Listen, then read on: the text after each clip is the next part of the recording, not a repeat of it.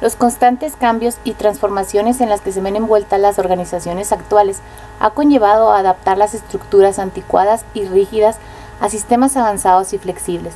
La gestión de recursos humanos ha pasado de ser una función eminentemente estratégica y dinámica que proyectaba en el factor humano su principal clave del éxito.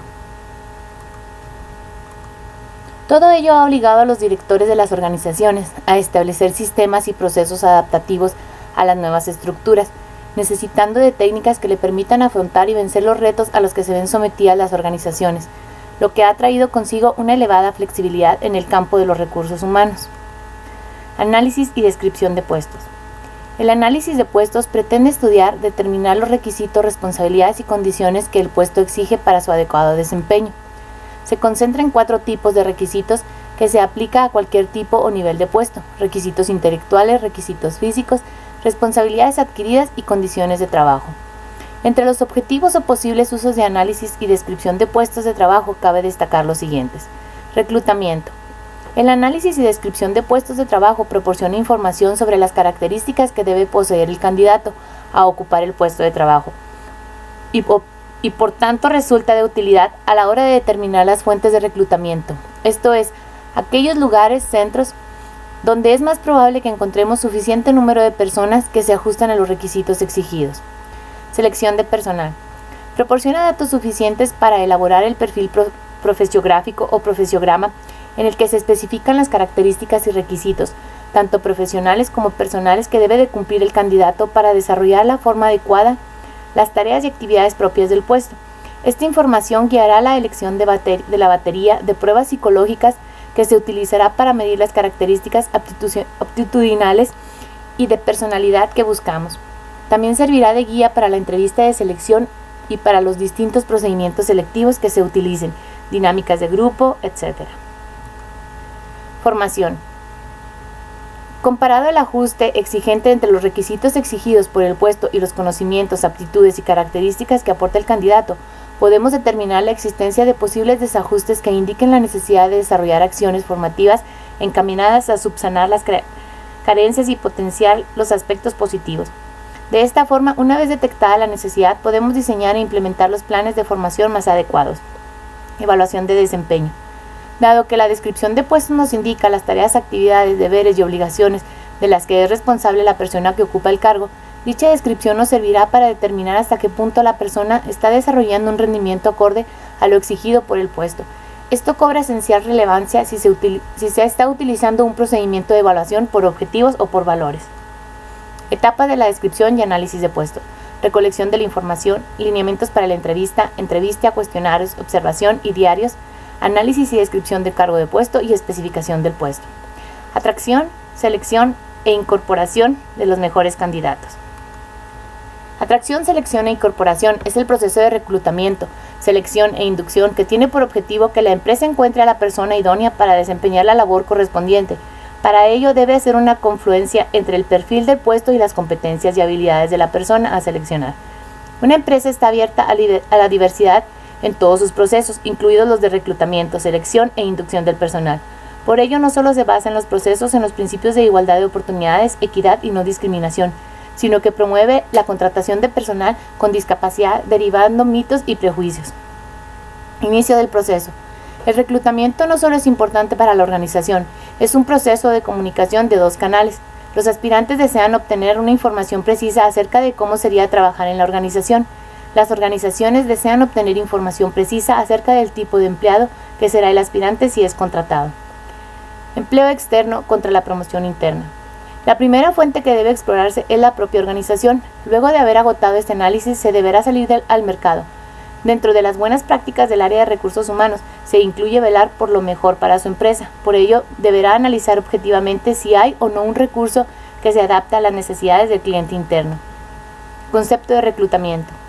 Reclutamiento es un conjunto de procedimientos orientados a atraer e identificar candidatos potencialmente calificados y capaces de ocupar cargos dentro de la organización, de los cuales más tarde se seleccionará alguno a efectuarse el ofrecimiento del empleo. Selección de métodos y canales de búsqueda. Se colocarán avisos de empleo, carteleras u otros medios. Llevar un eficiente inventario del personal con un banco de datos que indique las habilidades o las aptitudes. Planificar reemplazos y sucesiones. La entrevista como un elemento clave del proceso de selección. La entrevista es la herramienta por excelencia en la selección de personal. Es uno de los factores que más influencia tiene en la decisión final al respecto de la vinculación o de un candidato al puesto. Durante la situación de entrevista, ambos participantes, entrevistador y entrevistado, tienen su rol y deberán actuar dentro de él, estableciendo un canal de comunicación en un marco acotado por el tiempo y el tema a tratar. El éxito de la entrevista depende fundamentalmente de cómo se pregunta y qué se sabe escuchar. La inducción.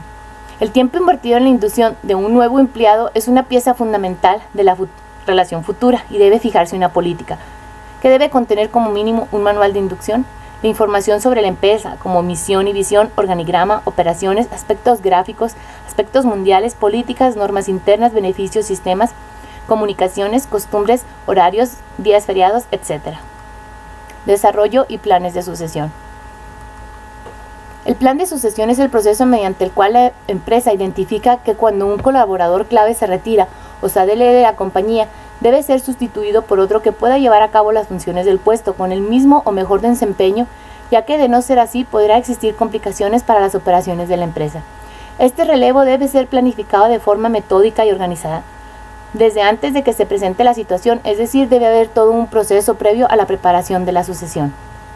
La sucesión en la empresa es un tema muy importante que debe ser atendido y planeado para que cuando ocurra de manera natural y gradual, no como una acción inmediata para solucionar un problema, dependerá del tamaño y estructura de la organización de cada negocio, cómo se lleva a cabo el proceso.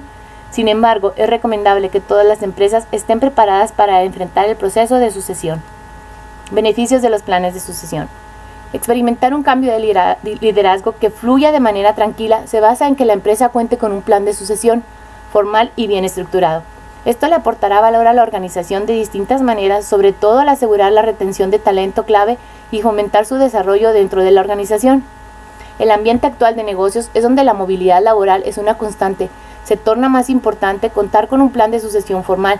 El proceso no es sencillo, por lo que es fundamental que se planee con tiempo suficiente para buscar una transición adecuada y la permanencia del personal clave. Capacitación y entrenamiento. La capacitación y el entrenamiento constituyen actividades de educación laboral que preparan al trabajador para desarrollar un cargo o una función dentro de una organización con mayor eficiencia. La capacitación es la transferencia de conocimiento a un empleado con el fin de mejorar su eficiencia y efectividad en la posición o en el cargo que desempeña dentro de la organización. Los conocimientos que se transfieren por lo general se refieren a algún tema que atañe a la empresa, por ejemplo, acerca del funcionamiento de la empresa, sobre las características de los productos o servicios, sobre el sistema y los procesos de producción, sobre la operación de más máquinas y equipos. El entrenamiento como un proceso educacional a corto plazo mediante el cual las personas aprenden conocimientos, aptitudes, habilidades en función de objetivos definidos. En segunda medida, implica un desarrollo de habilidades entendido como un entrenamiento orientado a las tareas y operaciones que van a ejecutarse. La capacitación siempre tiene que estar fundamentada en la misión y visión de la empresa y sobre todo en los valores propios como empresa y persona. La capacitación es el entrenamiento, siempre está en interacción con el desarrollo del personal, ambas van de la mano para hacer esto posible un mejor desarrollo empresarial. Evaluación y desempeño. Se realiza para decidir si se aumentan los salarios o no, a quienes hay que despedir. Esto puede ser cierto en ocasiones, pero el significado de las evaluaciones de desempeño es mucho más rico y tiene otras implicaciones en la relación jefe-empleado y en la relación más perdurable entre la empresa y los empleados. Son útiles para tomar decisiones sobre promociones y remuneraciones, reunir y revisar las evaluaciones de los jefes y subordinados sobre el comportamiento del empleado en relación con el trabajo. La mayoría de las personas necesitan y esperan esa retroalimentación a partir de conocer cómo se hace la tarea. Pueden saber si deben modificar su comportamiento. El análisis del desempeño en la gestión de una persona es un instrumento para gerencia, dirigir y supervisar personal. Entre sus principales objetivos podemos señalar el desarrollo de personal y profesional de colaboradores, la mejora permanente de resultados de la organización y el aprovechamiento adecuado de los recursos humanos. El desempeño se evalúa para decidir promociones, remuneraciones o simplemente para decirles a los empleados cómo están haciendo su tarea. A partir de las evaluaciones, los jefes y los subordinados pueden reunirse y revisar el comportamiento del empleado en relación con el trabajo, recordando que la mayoría de las personas necesitan y esperan esa retroalimentación. 3 pasos a evaluar. Definir el puesto y asegurarse de que el supervisor y el subordinado están de acuerdo con las responsabilidades y los criterios del desempeño del puesto. Evaluar el desempeño en función del puesto incluye algún tipo de calificación. La retroalimentación, comentar el desempeño y los procesos del subordinado. Remuneración y beneficios. Normalmente suele utilizarse distintas formas de nombrar la compensación económica que recibe un colaborador por los servicios prestados en una empresa u organización. Remuneración, compensación, sueldo, recompensa, salario, entre otros. La remuneración tiene distintos sentidos o importancia para el trabajador, la empresa o la sociedad.